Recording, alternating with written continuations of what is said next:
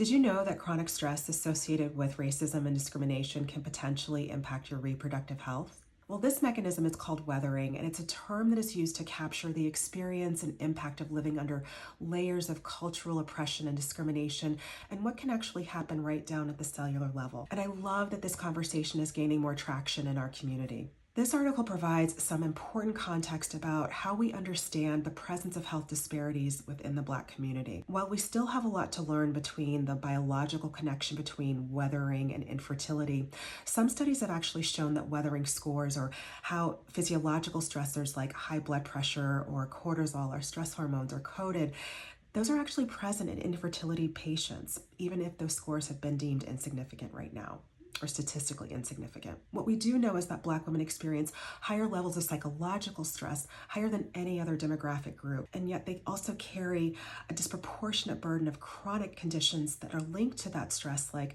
disruption in sleep, anxiety, and depression, all under this layer and this guise of having to navigate these societal and intergenerational messages about one's fertility, or about our fertility. So what we see is Black women typically experience greater delays in seeking fertility care, which in turn means a delay in diagnosis and therefore a delay in treatment and potentially suboptimal outcomes. What do we do to kind of weatherproof our paths or our journeys? One way is to make sure that you are talking to a trusted provider, not just about your physical health, but about your reproductive health as well. And secondly, it's important to think about how you are prioritizing, how you manage stress, and basically think about protecting your peace. And if there's some things that are getting in the way of that, really examining what things do you need to let go of or need some help in maybe drawing some boundaries a little differently to help you do so. But I'm curious, have you heard about weathering? If so, let me know in the comments. I'd love to hear your thoughts.